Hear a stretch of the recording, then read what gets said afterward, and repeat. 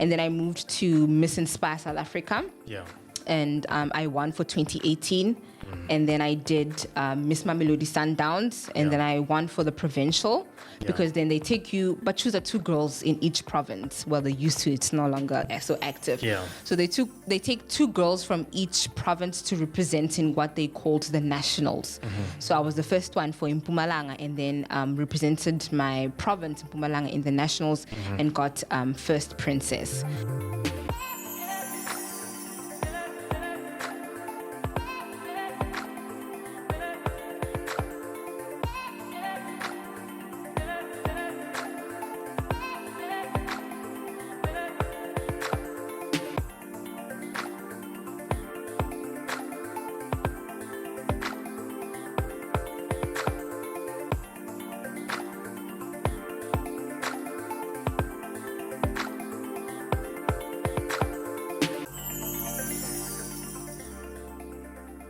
Well, hello and welcome to yet another episode of the Lead Podcast, where we are absolutely passionate about bringing trailblazers to this platform so that you can learn and grow and become the next leader of tomorrow.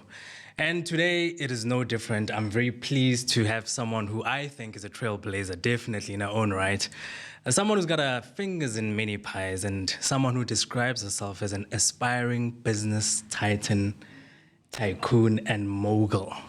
None other than Miss Ayanda Masuku. Sawubona sisi. Welcome to the Lead Podcast. Thank you so much for having me. You're young plushies, and it's very humbling, actually. Yeah. No, welcome on board. It's always good to have someone who is so well known, recognizable, and I think you'll be able to tell us why shortly. But I know a lot of people, when they see you instantly, they'll associate you with a particular modeling event or beauty pageant, for lack of a better word.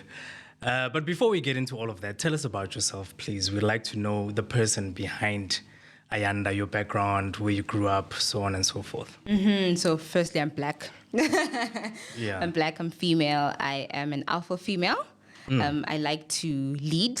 I am passionate. I am a daughter. I'm an aunt. And I'm an individual who likes to, I guess, learn and acquire knowledge from different people and individuals. I never want to stop learning. And I think when you are someone who never stops learning, it humbles you because you realize utawazi yonkinto. Right? So that's me in a nutshell. African, alpha female. Yeah. I actually wanted to jump on the term alpha female because it's quite a new term to me. And the first thing that came to mind actually is a feminist. So if I'm saying it wrong or if I'm interpreting it wrong, please elaborate for us what the embodiment of an alpha female is. I really love that question because I've actually moved from being a feminist to being a conservative. Okay. And the difference is that feminism for me, I think, is toxic, especially now in our community. Women don't dress appropriately. Women say whatever they want to say. Things like men are trash, I don't stand by that. However, I was that female myself. The reason why I was is because I had daddy issues. I think when my parents divorced, it really bruised me and I saw men in a different light. So I became a feminist and I was like, my daughter, I don't want to see a man. Men are not worthy, men are not good, and et cetera, and et cetera. But having turned that mindset and being a conservative, I then realized it's a yin and yang situation. We need men. True. And I've had the privilege of being seated amongst powerful men and who have been able to make my femininity relax. And so when you're a conservative, you realize the role of a man. You realize your own role as a female. And then you're able to just be a powerful individual, understanding your role as a woman. And especially now in our society, this might be a very tricky thing to say, but where we are in terms of gender, it's tricky to actually say I'm a powerful woman and then there's a man or whatever the case may be because people identify it differently. However, I am a conservative woman now because I've had to go through the journey of understanding what that really means. And in a patriarchal society, I'm sure that is not quite often received quite well, because the first thing they think of is a woman who absolutely refuses to submit, someone who does not want to be led by a man. And I'm jumping on what you said, is you like to lead. So perhaps this is a personal question, but it must be asked. Would you be able to get into a relationship where you would assume the role of someone who submits, even as you consider yourself as a person who likes leading? Me being or stating that I'm an alpha female doesn't take away the role of being a woman. Hence, I said the yin and yang. I understand the role of a man. Why? Because my dad played the role of a man. My dad provided for us and he protected us, and that's the role of a man. My mom then was the person who actually nurtured us, you know, and she was very strict in her own way, but I understood her role. Simple things like, when you present food to a gentleman, you faka good tray, rather than just handing it over to them, is understanding the role of your leader, I guess, you know? So me being an alpha female basically means that I understand who I am. I always step into leadership positions. Whether from primary school, I'm always in a leadership position, or people always choose you to lead them. It does not mean that I am better than anyone else. It does not mean that I belittle anyone else. It's just I assume the role of leading people to be better individuals. So in terms of having a male in my life, obviously that person has to be an alpha male. That was my next question. I'm like, I wonder then what would be the description of a man who would be able to handle you? A man who will be able to handle me is a man who's going to be gentle with me, because I'm emotional. I'm very, very emotional. And I think that is shown through everything that I do. I'm very passionate. So they have to handle my emotions as a female. I'm very fragile. You know, I want to talk about I have a big mouth. Like, give me a mic, I will run with it. So it's someone who is willing to listen to me, handle me with gentleness. Someone who does the small things, like open the door for me. You know, open the door for me. Good old-fashioned chivalry, like romance. Yes, in the true for me, sense, I like that. Someone who's going to correct me when I'm wrong, because I also think that being in a leadership position, you then sometimes forget who you're speaking to, specifically with males. And I think male, more than anything, when it comes to their ego, it's linked to respect. So for me, it's someone who will understand that I'm female, I'm emotional, I'm dramatic, I want attention. Nevertheless, I'll always respect a man. And I think that submission is very sensitive, very sensual, very powerful for females, because for me, it means that I am allowing you as a man to lead me. I am submitting my power to you. And for me, should I get a man like that, I'm willing and able to do that. It's not a problem. And I think that also comes from being a Christian woman. Actually, before we get into the spiritual aspect, I want to just touch on something you said about childhood trauma. It's fair to say that a lot of who we are is shaped by what we'd experienced as young children. So tell me, for you to become the person that you are today, what memorable experiences shaped you to becoming this person? If I'm going to touch on my background, I have a very solid background. I have a very strong foundation. I say strong because I've had the privilege of having my dad around. And I've always said that my dad is someone who's given me confidence. And I've experienced a man's love. So no man is going to come to me and say, Nyaktana, and then I'm going to fall off my feet. Because I know daddy's love, and daddy's love gave me confidence. Whereas mom's love and mom's presence was able to nurture me in becoming the woman that I need to be. Simple things like have a tissue in your bag, have a perfume, have your one. So to have those roles played in my life, I have a very solid foundation. It's a privilege, I think, also.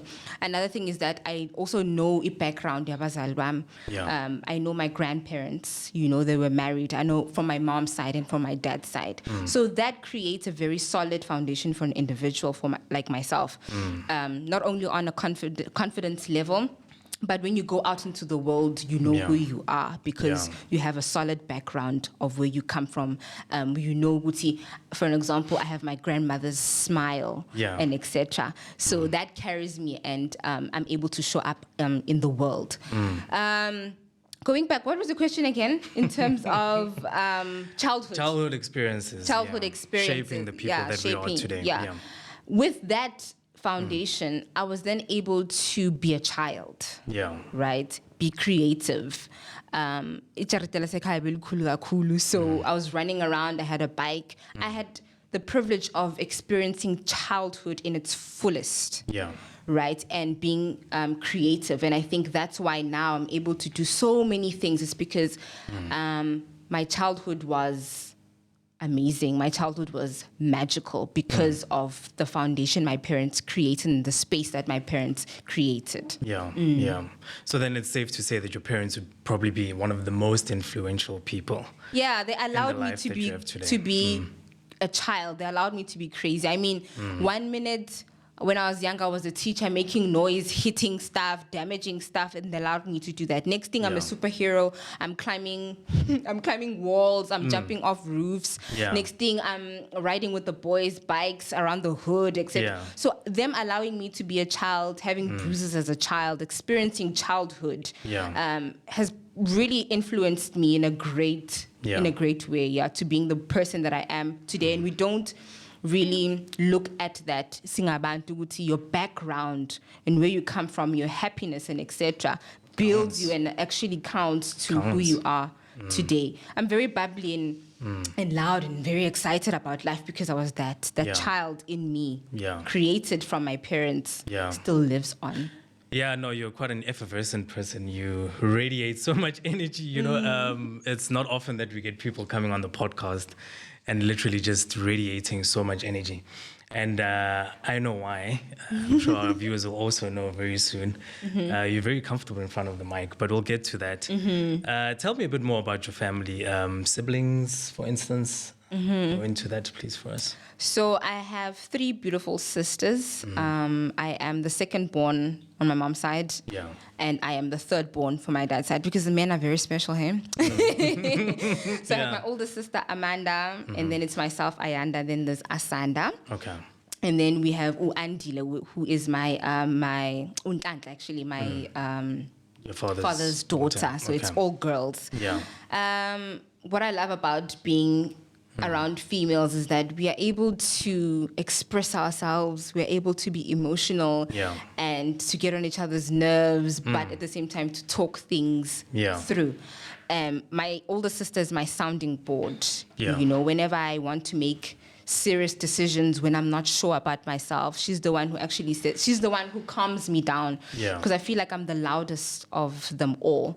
You know, she's the one who's actually able to say, you can do this, you've got this, look at this, do that, giving me ideas. And then my younger sister, Asanda, she gives me the confidence to, you're older than me, but you still got it, you know? Yeah, she looks up to you.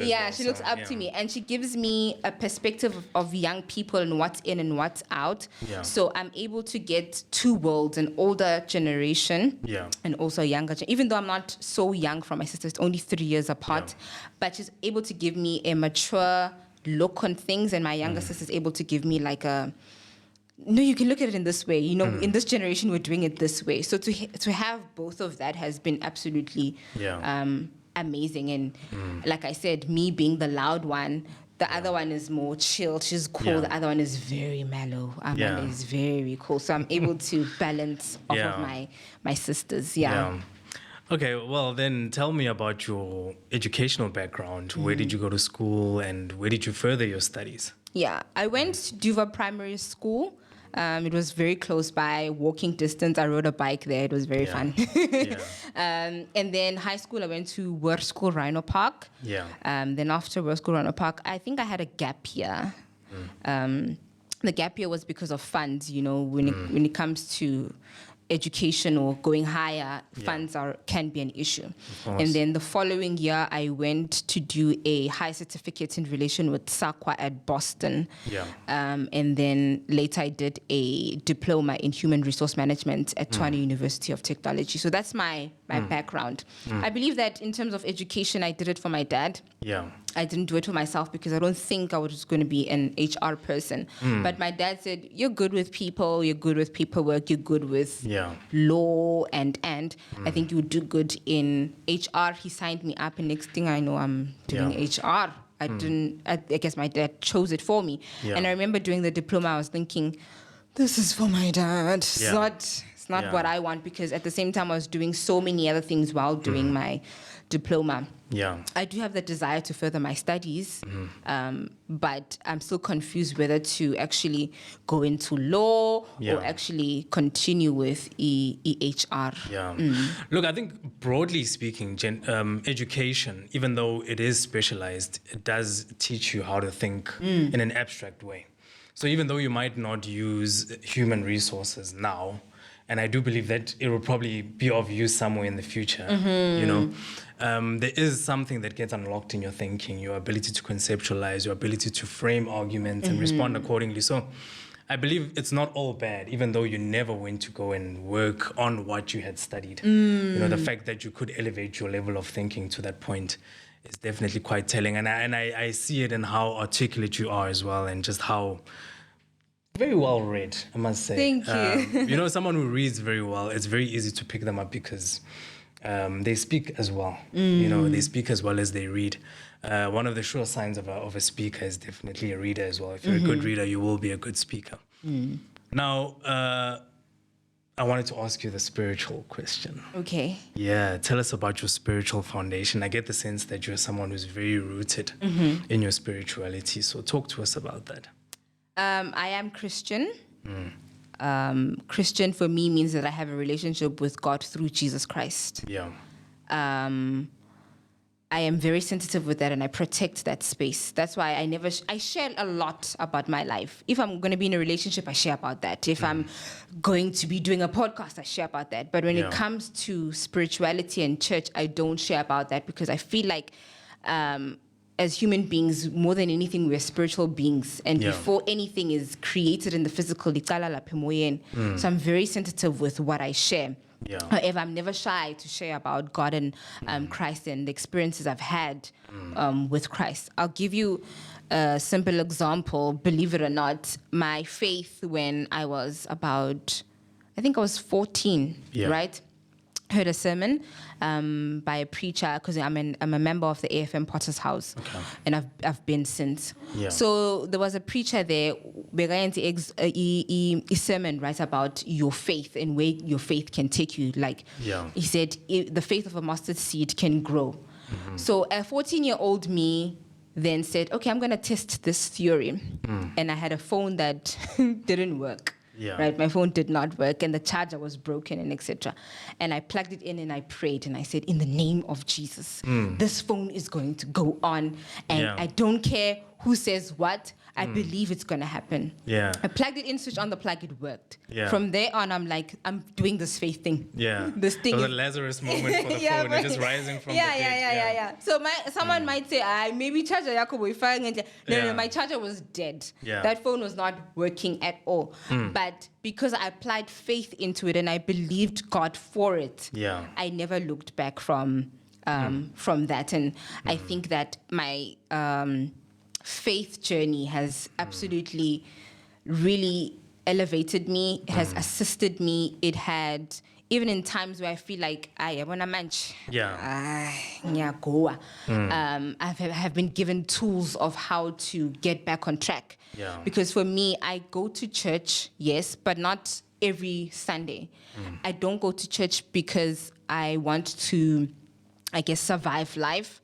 I go to church because I want to conquer life. And so whatever it is that I'm getting from church is that is something that assists me in conquering the life. I get the tools there. And then I used those tools, which is the word of God, to attack life. And I think that's why I'm able to be in every field without being exhausted. Be or do what I do without, I guess, fainting and worrying, because my faith in Christ carries me. And you are doing quite a lot, I must say. But before we get into that, if you had to describe yourself in just one word, what would you say? One word is too difficult. Like one word is like uthi nomfo. Did you look at me? Yeah. One word. Well, I have a word for you, but I want to hear yours first. Loud. Okay. Loud. Definitely. Loud. Yeah. I say loud because when you think of loud, you think of sound, right? That's the first thing that comes to mind. Yeah. And sound causes a reaction. Yeah. And a loud sound will cause you to either hide or come or check what's yenzakalan. And my life is that. My life is loud. Yeah. Everything that I do is very loud. Everything that I touch is very loud. I love loud. Yeah. I work loud. So I think loud is something that describes me. Even my voice is loud. Yeah. Yeah. Yeah. Yeah. Well, I would describe you as being a fierce person. I think the first word that came to me was fierce. And immediately it conjures up images of controllable fire, a felt fire to be precise, you know. It pretty much burns everything inside, but it keeps within the bounds of what is described as non-destructive. You know, it serves its purpose. Whatever's in front of you will burn. You will consume it, to put it more succinctly. But in a very controlled way. I see you as someone who's hugely ambitious, definitely, and someone who's quite driven. And I guess this is where the fierceness comes in from it. And I believe that there's still more to come from you. I believe. Yeah, just to touch on that, remember I talked about being a child, climbing walls, getting on roofs, and being fearless. I would actually literally get on a roof and jump off. So that child in me is the fierceness. You know, that's the fire that still burns in me that says nothing is impossible. And I saw myself on the roof and I saw myself on the floor. And I think that's where the fierceness, it's the child in me. And we shouldn't be deceived by the heels and everything. I get the sense that you were quite tomboyish when you were a kid. I was wild. I was very, very wild. It was a mixture. And I think I'm that now, you know? It's a mixture of Ninini, I'm a teacher who's a feminine teacher wearing heels, you know. Fundisa bantwana, Ninini, I am riding with the boys. I'm hanging out with the boys. So it's a bit of where I think the alpha was then trained. Now, as you so accurately put it, you have your hands in quite a lot of pies. You do many things. Let's jump into your daily hustle, your daily grind, which is you being in property. Tell us a bit more about what you do there. Yeah, I just want to really specify that I am a candidate property practitioner because by law we need to specify. The reason why I say that is because there's a certain level that you have to go through in order to be a property practitioner. So firstly, you become an intern, which is candidate. They've changed it now, the terms. And we're no longer called agents. No, we are practitioners. That's going to be very difficult to shake off, but Agent has fall off now. We are now practitioners. So I started off being an intern, and which is candidate now. Your internship has to be a year. You have to complete a portfolio of evidence. What I like about real estate is the fact that it's a field where you are learning and working. So it's quite rare to get such industries. It's an industry where even a 16-year-old is able to enter, right? So it teaches you a lot about the workspace. Nevertheless, you have to be an intern, create a portfolio of evidence, and then do your NQF level 5 in real estate. Level 4, I mean, in real estate. Once you have your NQF level 4, which is it's a journey, you know, it's a journey, and you've compiled your portfolio of evidence, you've submitted it to the PPRA, which is our governing body, the one that regulates us. So it's no longer the Estate Agent Affairs Board. They've changed it now. It's now the PPRA. So once you have submitted all your documents there and you are... you have your NQF level 4 in real estate, obviously working with accredited related estates, you know, industries or schools rather. You have to complete that journey and then get your NQF level 4. That's your qualification. Now you're then called a property practitioner. So I don't have my NQF level 4 as yet. I entered the industry in 2021. Completed my portfolio, but it has been a challenge to actually complete my NQF 4, but I continue to work, and that's the privilege of being a property practitioner. And then obviously then it moves on from NQF 4 to NQF 5. Once you've written your exams and you've done your NQF 5, then you become a principal or a mentor, and you have the option of opening your own agency. Okay. So those are the levels. Minang sise Yeah. in the Usaqala. beginning. Yeah. However, I am learning and have acquired a lot of experience in the field. Yeah. Okay. So walk us through then what a property practitioner does. For those who do not know what this entails. Yeah. A property practitioner is basically someone who deals with real estate. This is immovable properties, right? So real estate, houses. Yeah. You know, we're dealing with houses. We help our buyers and sellers to buy property or either sell property, which is a very, very huge investment. Yeah. We also make sure that our sellers are informed in terms of laws, what they need to know about selling a house, as well as our buyers, what they need to know about selling the house, because we don't want people to get to a point where they lose a lot of money. So the role of an estate, I don't want to say estate agency, I'm running away from the word. The role of a property practitioner is to assist the seller and buyer, giving them information and helping them through the transaction process of actually making a profit from a immovable property or a house. Okay. Yeah, that's the role. Mina ngithanda imali mfowethu. I love money. So is there money to be made in real estate? There is. Yeah. But there's training that goes into it in terms of how you get the money, because I think, hence I said, it trains you a lot, teaches you a lot about character and yourself. If you're a person who likes to give up, you're a person who's not ambitious, a person who doesn't want to learn, then this industry is not for you, because we need to learn things that come up in law. We need to learn how to deal with people. We need to learn how to read and write and fill in a complete form and mandates and offer to purchase and etc. And when it comes to paperwork, it's very important, because law says if it's written, it's said, and if it's not written, then it's not said. So whatever it is you're making a person sign, you have to be very sensitive. Whatever documents that you receive from a prospect, buyer, or client, you have to be very sensitive with those.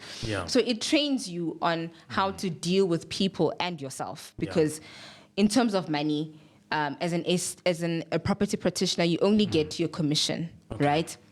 And your commission is after the transaction process. And the transaction process takes about 3 months. So you're going to wait for that money. In that 3 months, what are you doing? You know, are you patiently waiting? Are you losing your mind? Are you finding other ways of having an income? And when that money comes, do you have plans for it? And for me, what it has taught me is how to pay myself. And paying myself doesn't mean I'm going to splurge on a bag or shoes or whatever. Paying myself means I'm investing, I'm saving, and then splurging. You know, and that's how you are able to, I guess, grow with money. So it has really helped me to manage my money, to plan for my money. And another thing I like about the industry is the fact that you're able to dive into other things, invest into other things. And I'm sure also the networks that you get to harvest from such an undertaking are quite beneficial. You meet quite a lot of people who are influential, wealthy people, but also your ordinary Joe on the streets as well, you know. There's always that opportunity to establish a rapport with people from, a wide gamut of backgrounds. I think that's one of the beautiful things. But the other thing I love about this, and generally anything that's sales related, is that it teaches you and it prepares you for business, because you have to be a self-starter. Literally, your livelihood depends on your ability to get up and go and hustle and look for business. Since it's commission-based, you know you won't earn anything until you make that sale. And I love this because, you know, I remember reading an article where they said most people who are actually in business have had, at some level, some sales work or some sales experience, you know. So this tells us that you're actually on the way to being a successful business person if you already aren't. I love that about people who are in sales, that it's already a training school for business, because you're a self-starter, like you're literally in control of your own destiny, you know. But now tell me a bit more about the waiting period. I heard you say something about 3 months for you to wait until you get your commission. Why the delay? There are many people involved in transaction of a property, right? It's immovable and it's a big asset, you know? So there are a lot of people involved. It's myself, the agent, the property practitioner. It's the seller, it's the buyer, it's the conveyancers, and then it's other related individuals like people from the municipalities in terms of your house plans. It's your getting your certificates for electrical certificates, your COC. If you have a gas stove or a gas, what is it called? Geyser. Geyser, yeah. We need to have a certificate. We also need to have certificates for, what is it called? If you have special insects on your property or special animals on your property, or plants even, we need to get certificates for that. So that's a entire process that needs to happen. Many people involved in that. And then we have the deeds office, who then take all these documents that are in place, whether to offer or to purchase, the figure docs of the buyer and the seller. They have to take all these documents and then send them back to say, lo muntu lona now owns this property, and they receive the title deed. So it's all these moving parts that are involved and make the transaction process longer. And then you also find cases where it's a later state, you know, that's another story. You find that it's a trust account, the house is owned by a trust or is under a trust account. That also has its own issues because matters then have to be taken to the High Court, etc. The master of the High Court and whatnot. So the transaction process might be longer or shorter based on such situations. I get the sense as well that there's a lot of legalities involved in it. Like as you go, you know, you get to learn so much about contracts and law. So in a way, you kind of, I don't want to say an estate agent, but a property practitioner. But you're also a lawyer. I think that's why they've changed the term from agent to practitioner, because we are practicing in a certain field. And practicing in a certain field does relate to law. But when you look at law, in my opinion, people are the ones who make law and put it into action. So as a property practitioner, we need to make sure good people understand what channels have been put in place to protect them, the municipality, as well as buyers and your money, etc., etc. So to a certain extent, we are closely linked to law, and that's why we deal a lot with conveyances. Okay, all right. So we're taking off the property practitioner's hat now. Okay. And I believe we'll go to the next part of the pie. That you solidly have your finger in, which is entertainment. I believe that you do what we do here. So I'm preaching to the converted. Tell me what else you do. I know you're quite involved in entertainment, so tell us about that. Yeah, I feel like, you know, entertainment chooses me. And it's something that I do so easily. And the reason why I do it so easily is because I always have the question mark of, I'm always curious, and I always feel like there's always a magic towards someone. When you're interviewing someone, the magic is their story. And so I always want to find out about an individual, or how did this come about, and etc. So when it comes to a media space, media is information. We're just passing on information, and I feel like I'm just a mic, you know. With energy, a loud mic. A lot of. I guess I'm a gold mic, you know. So the media space has really chosen me. I'm one of the, I guess, what is it called? Now I'm losing the name. Presenters. Okay. Yeah, I'm one of the presenters for the People's Podcast, which is on Bumalanga TV on DSTV channel 261. I've done a little bit of radio in the past before. I had a lot of fun with that, and I think that came about because of pageantry. You know, I had an interview. The people loved the interviews, like, oh, we love the energy and etc. Come and do something for December. Had a great time with that. So that's why I'm saying media actually chose me, or continues to chooses me, and I find it easy. Fascinating, because my next question was actually, have you done any training for your public speaking, or did it just come naturally because of your loudness, so to speak? Did you do training? What happened was I was able to be as bold as I am because of pageants. There's a lot that goes behind pageantry, right? I'll give you a short history. When I got into pageants, I was like, oh, this is modeling, Mos. I can do this. I've been told, oh, you're pretty. Oh, you have a nice body. Oh, your height, and. But when I got into pageantry, I remember the first pageant I did was Miss Mpumalanga. And I got into the top 12, right? And I could not answer any questions. Because they interview you, they want to find out what do you have to offer as a young person. What are the issues that you are aware of in your community? How do you think we can solve this particular issue that's affecting a girl child? I couldn't answer those questions. They asked me a simple question, are you reading any books? I said, I'm not reading anything. You know?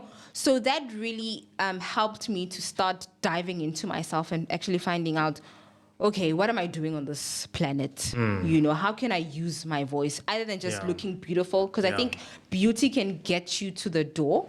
Yeah. It can get you on the seat, but the brain and what you say can get you to the next deal or open the door for you. So I'm glad you're saying this because you're shattering a stereotype that most people have about pageantry and modeling, you know, that it's just a bunch of blonde women just walking around strutting their stuff, you know. There's not much intellectual depth to it. It's just, people in bikinis basically showing off their bodies. So now that you've delved into that, the other pie, tell us about your accomplishment. I know, as I said when I introduced the show, many people would have recognized you from some of the work that you've done. You've now mentioned Miss Mpumalanga. Right. What else have you involved yourself in, and what achievements have you attained in those spaces? Yeah, firstly, I just want to say that in terms of pageantry, it's different from modeling. Yeah. So a lot of people like to mix it, and that's where they get it confused.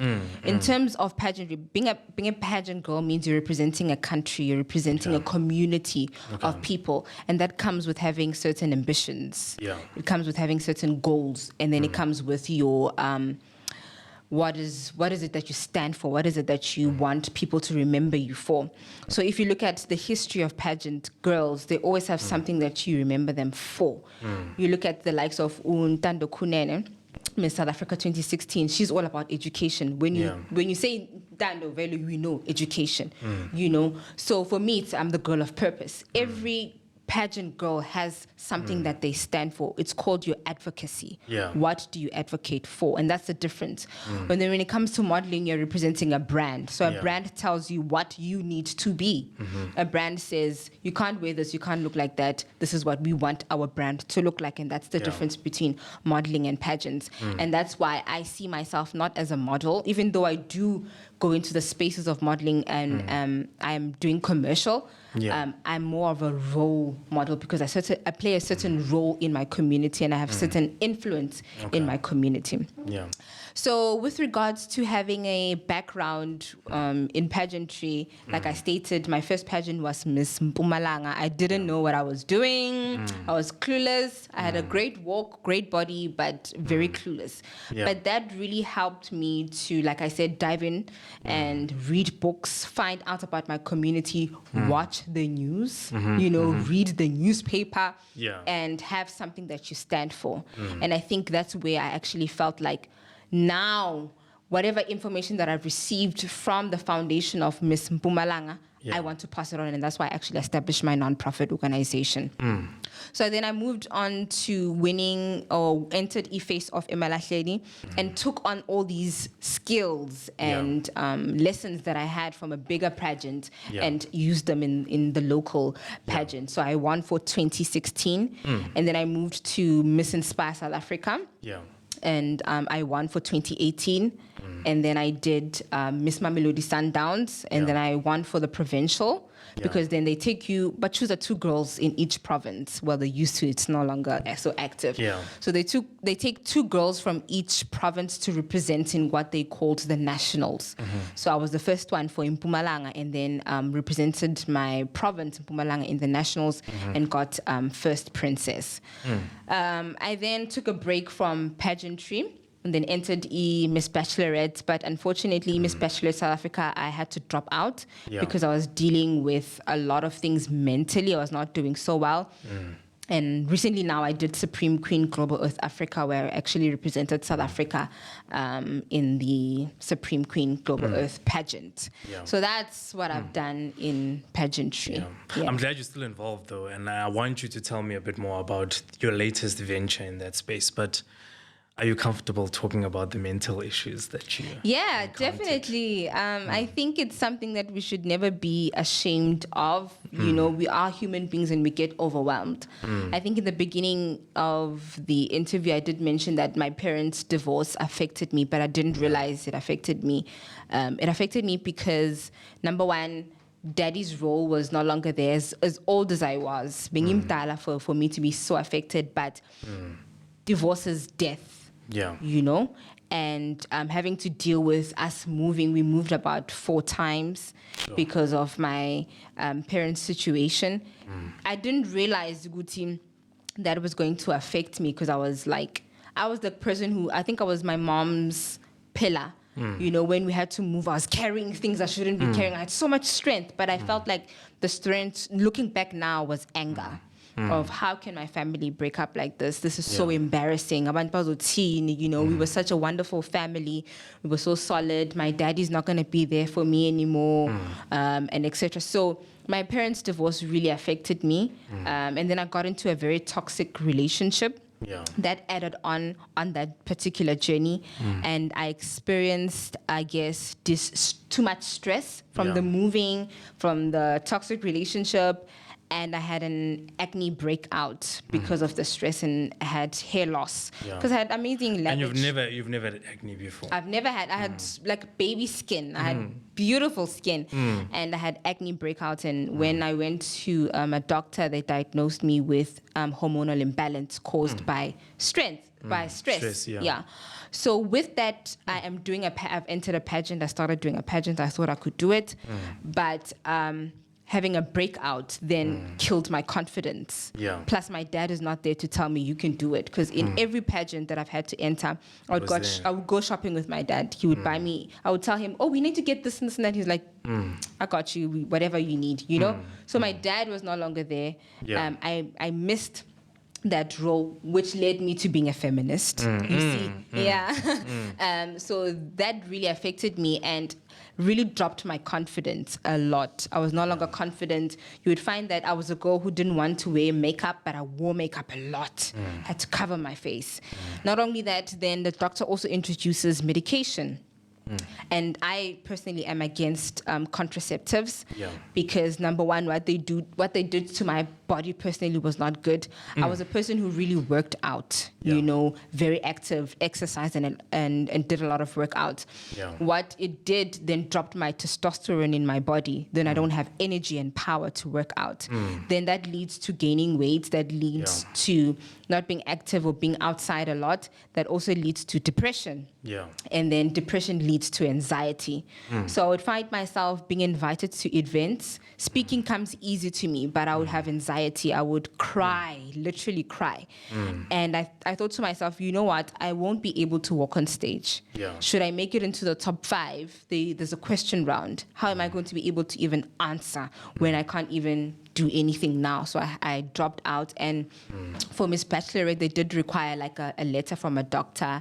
And so I sent through my prescription, and I was seeing a doctor for, what is it called? The doctor for, there's a word for it, you know, for our brain and etc. Neurosurgeon. No. Psychologist. Yeah, so I was seeing a psychologist, and they gave me a letter, and then I was able to, I guess, move on from that space. Sure. But that must have been a harrowing experience when you It was. at the moment, in that period. It really was. I even took a social media break. I needed to shut down, and then I thought to myself, I'm done. I'm not going to take contraceptives because contraceptives help with your skin, right? The type of contraceptives together with other medications. So you have the stress of taking medication, you have the strength of I'm not working out, you have the strength of testosterone dropping in your body, and then there's family issues. And then there's family issues. And relationship issues to boot. So that's why I'm single. Take your time, please. Take your time before you get into that. Your exercise regimen, now you are a model, or you're in pageantry, to be precise. Tell us about your regimen. How do you keep yourself fit? How do you keep yourself looking good, staying good? Excuse me. So I'm no longer in pageants. I told myself that when I turn 30, I should be done with that space in my life. Excuse me. Okay. So I told myself that in my 20s, I'm going to be selfish. My 20s are going to be about my goals, my ambitions, education, and. And then when I move into my 20s, I would like to focus on family and building on a foundation that I have from my 20s. So I've stopped pageants and did my last pageant this year, so I'm no longer in the field. Nevertheless, the girl is still doing modeling.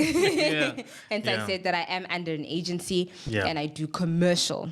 Okay. Right. So that's the only thing that I'm doing now related to pageants, or modeling rather. Yeah. Tell us about that, the agency and whatnot. I believe this is still linked to the entertainment aspect. Before I get to that, actually, I want to answer the workout. Actually, how I get fit. Thank you. Yeah. How I get fit. I've been able to maintain my weight through yoga, practicing yoga, and I took supplements. I don't know if you're allowed to name supplements here, but I took supplements that assisted me in maintaining my weight, and then I've made sure to be, I guess, sensitive to what I put into my body, because my body is my house. Yeah. So I need to keep my house very clean. That's why I do have moments where I go and eat junk food and indulge, but I don't stay in that because I want my house to be clean. So I eat right because it's 80-20, 80% food intake and 20% workout. Yeah. So I've been able to maintain my weight through eating clean, trying to be healthy, or eating vegetables, fruits, and etc. And then obviously working out the 20% through yoga and joining other people with fitness classes and etc. And it shows. It shows. Thank you. It definitely shows. I think we are all in agreement that you definitely look absolutely good. Thank you so much. You look great, actually. Thank you. I wish you would be able to, at some point in your life, give people advice on how to stay fit, how to stay committed. I think a lot of people know how to do it, but maybe they don't have that endurance or that consistency, to continue the journey. But when we see results, as they do with you, they would be encouraged to join or do the same regimen that you are doing. Obviously tailored according to their own needs as well. Yeah, I think with that, it's just, what goals do you have for your life? Where do you want to see yourself? Because for me, it's like, obviously I have the desire of getting married one day and having a husband. I want to have energy for my husband. Yeah. I would like to have kids. I want to have energy for my kids, and I want to have a long life, a positive, fruitful, valuable, long life. And that goes with what you're putting into your body. Yeah. That's why I don't drink alcohol and I don't smoke. I used to, what is it called? Smoke happily. And then my mom, because she's a nurse, she said, that thing is going to kill you. So I stopped smoking happily. However, I don't smoke and I don't drink alcohol. Yeah. So I don't want to poison. It's my opinion, right? And it's my choice. I don't want to poison my body because I want to have healthy kids and I want to be healthy for my husband, whoever he is in the future. Energy for your husband. Yes, because I feel like husband, I hope you're listening. I feel like I'm going to be my husband's pride and ego. Yeah. So I need to protect that now. Yeah, true. If that's a thing. But I'm going to be my husband's pride and ego, and I want him to be happy to say that's my wife. That's my wife. Not being a trophy wife, but just to say, you know what, that's... Yeah.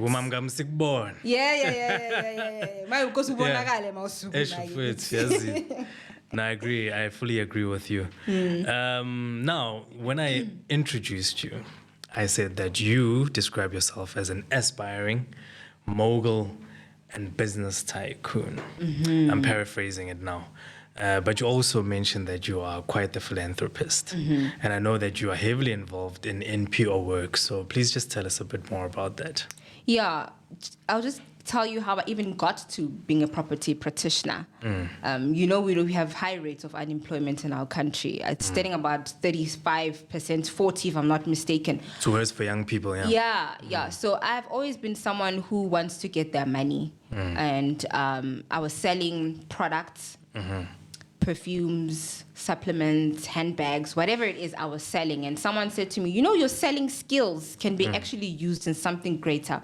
And they actually said, bring your CV. They placed me in property.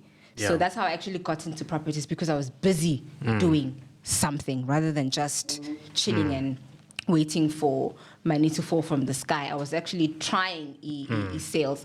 And I think that entrepreneurship is the most powerful thing that young people can actually use now to be involved and to contribute economically. Sell something. It doesn't have to be a house. You can sell handbags. You can sell perfumes. You can sell something. In that way, it also teaches you how to manage your money. Can teach you how to, like I said, pay yourself investing and saving and looking into larger things like assets, like property, or even a car. Yeah. You know, then you can buy a car, and then next thing you know, your car is making money for you.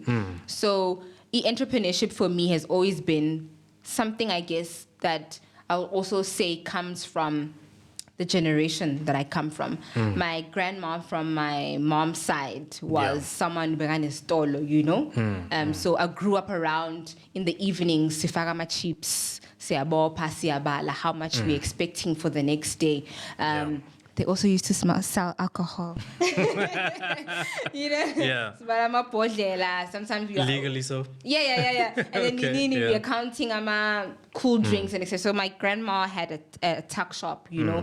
And then you find that my grandfather from my dad's side had taxi, you know, he owned a taxi. So that entrepreneurial fiber, entrepreneurial thing comes from Le Pezulu. It doesn't just come from nowhere. Yeah. And then also my mom, I also think she's sleeping on herself. My mom has that thing, even if she sells plates, people will buy. If she sells ilapi, people will buy, you know. So in Tlantla to actually have that skill of ability to selling, sell, and persuading people to trust you and buy whatever it is that you're selling. Because at the end of the day, when it comes to sales, people are trusting you before they trust the product. Yeah, true. So tell me about the NPO work that you're doing. My baby, my first baby. Well, because I don't have a child, that's my child. It was established. Look at me lighting up when I talk about the Pink Touch Foundation. It was established in 2016.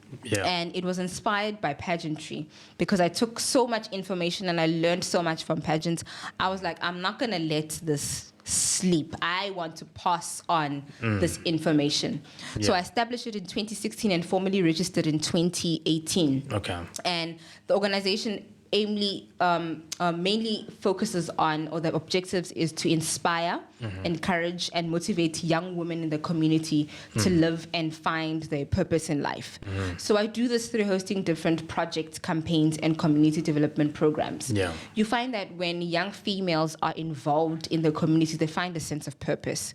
And when given a task, because I have girls that are under the NPO who are ambassadors or members. When given a task, you're able to see, this one is actually good at speaking. This one is really good at planning. This one is good in the background. She's a great usher. She knows how to treat people. And they embody those roles in such a phenomenal way, whereas they also grow in them and they find themselves entering different fields because of the starting point of being involved in their communities.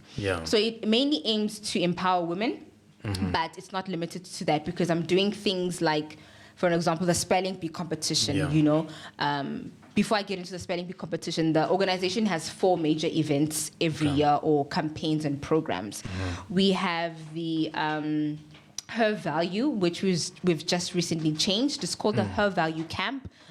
We're still going to have our first one. It changed from being a pageant. You know, I had the Pink Touch Foundation pageant, and I've changed it because I felt like I was not reaching a larger audience. Because when you think of pageant, people have an idea of who this girl has to be.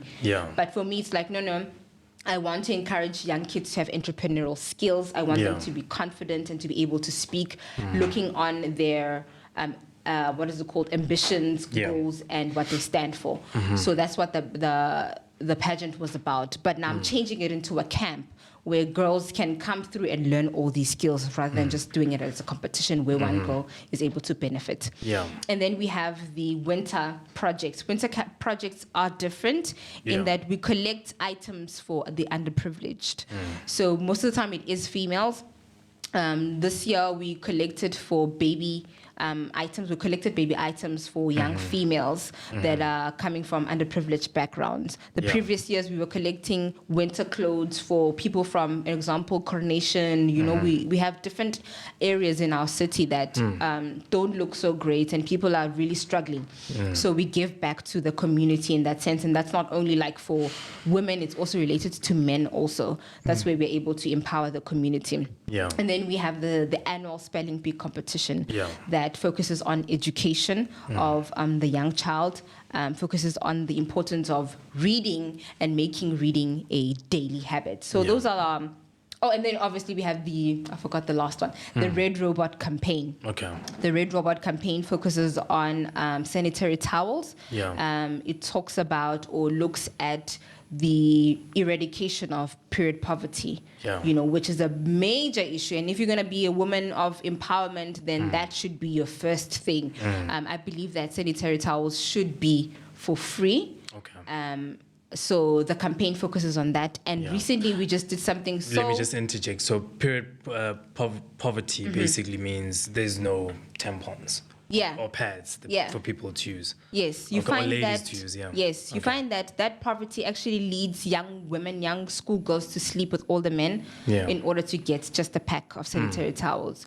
They do it to get money, then they're able to buy sanitary towels. So that's a violation. That's a human violation that has gone on from generation to generation upon females. So I think we shouldn't just look at it as a female problem, and I think that's where the problem lies. It's a human violation. Menstruation is not a choice, and we've heard this so many times. It's not a choice. It's something that's natural. And the fact that a girl child is missing school, a girl child has to lose their purity, sell themselves in order to get a pack every month is pure violation. So we want to stand against that and eradicate that poverty. And some people would actually argue that why are we distributing condoms if we shouldn't be using some of this money to actually get tampons and pads out there as well. Not to say that let's eradicate the whole condom thing altogether, but let it be 50-50. Like there's an opinion, or rather, like a point of view for most people that people will probably use pads more effectively than they would condoms. Definitely. Why isn't government running with this? Yeah. I think it's what this year we tried to actually do with having dispensers. That's the first thing. Give us dispensers in our restrooms. Give us free dispensers where we're able to access one pack at a time. So we actually donated dispensers at a school Ibong in Timbi, where we want a girl child to be confident when they're on their period, to actually go to the loo without having to inform anyone, this is a situation I'm facing, because now you have to go ask someone in the office. They now have the confidence and access of going to the restroom and actually taking and going to a private space. Gives them dignity. So that's what the period or the Red Robot is all about. And the reason why I said Red Robot is because, when the robot is red, we need to stop. And that's what happens to us females.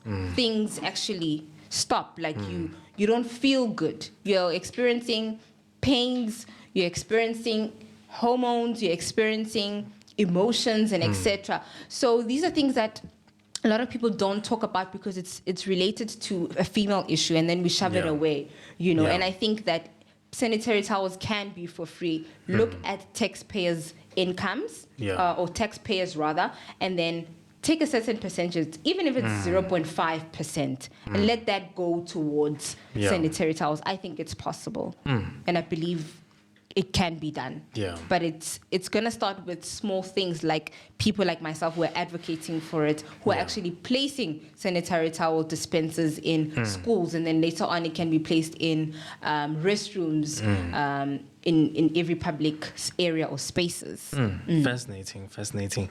Tell me about the spelling bee competition. What happens there? A lot of people are very fascinated about the spelling bee competition, right? And I think it's something that's very unique.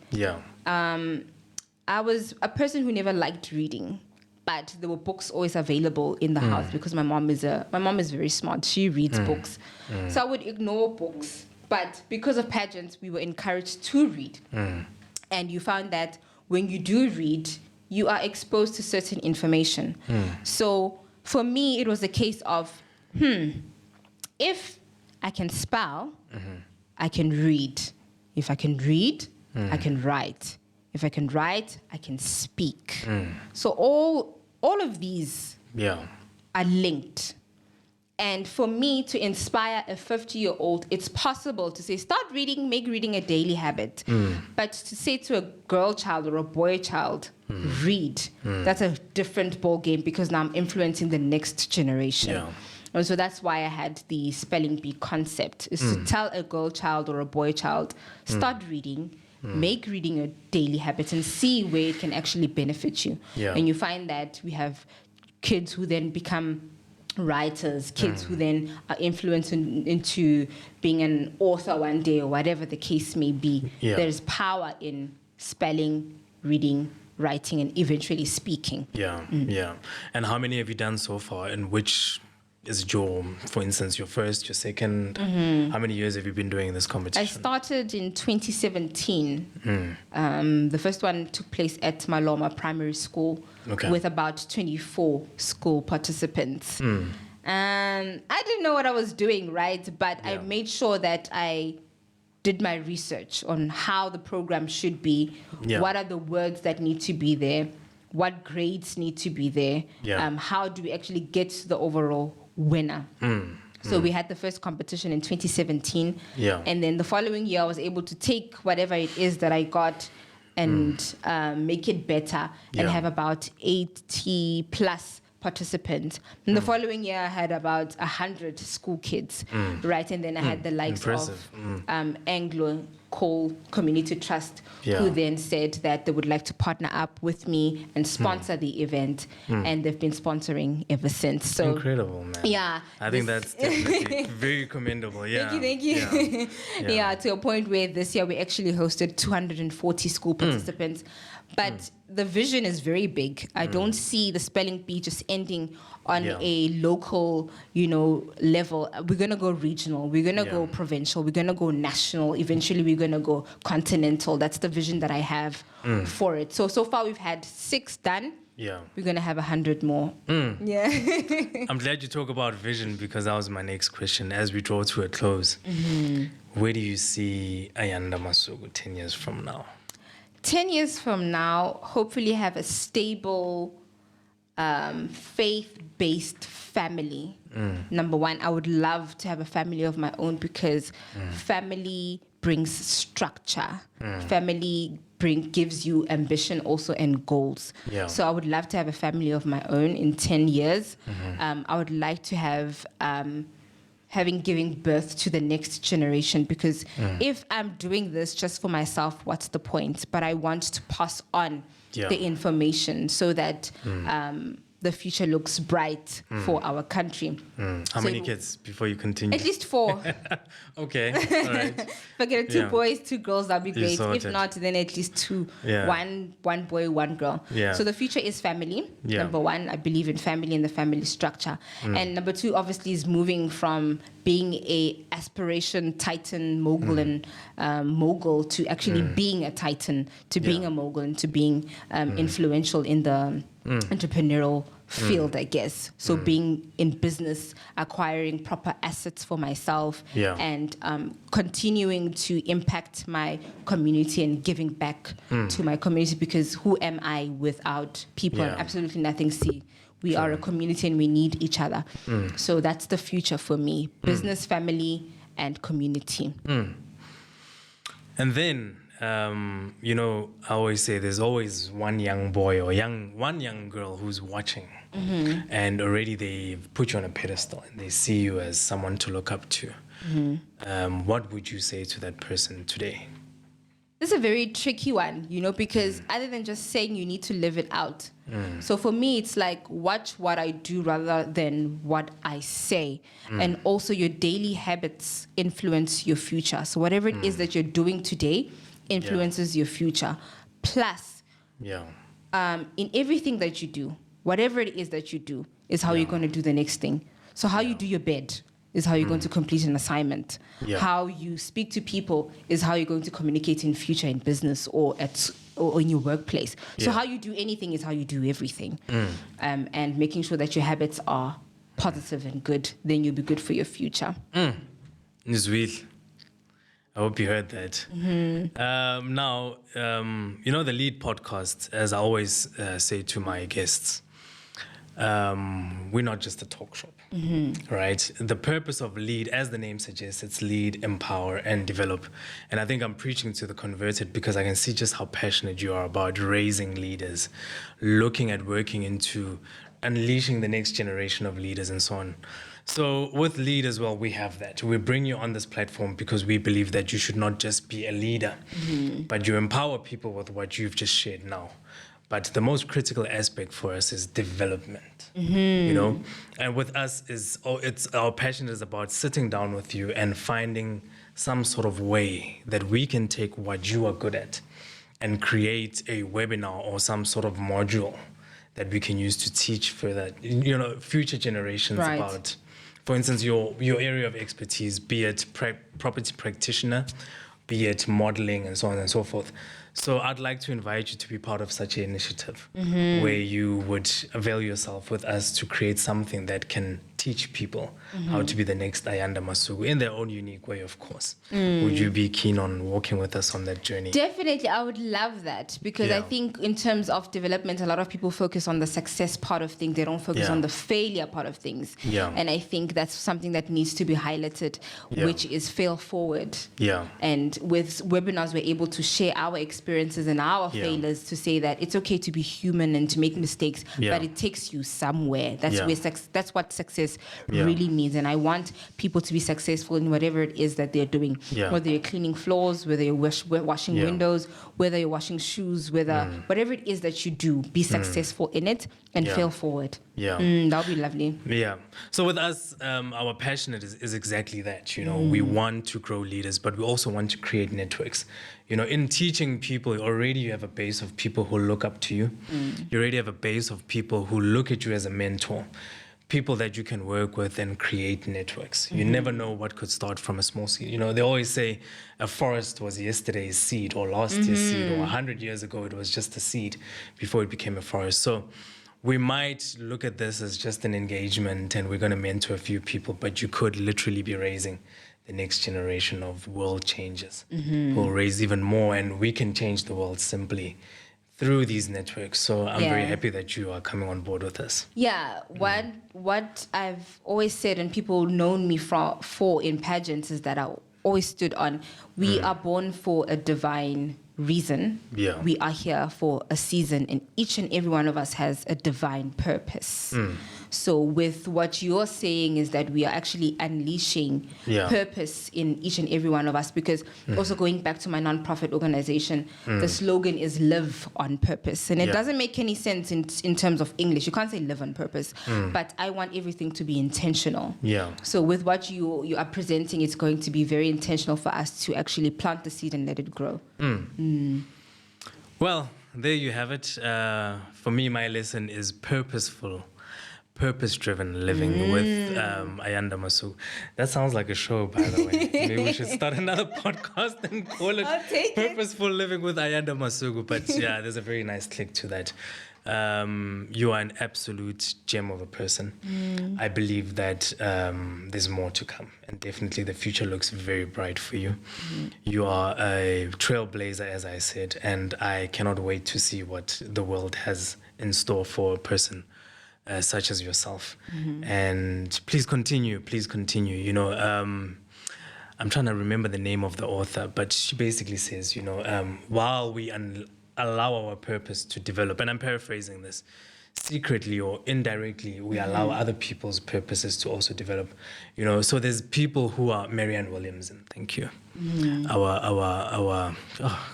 trying to remember how it starts. But in any case, our fear is that we are not, our deepest fear is not that we are inadequate, but that we are powerful beyond all measure.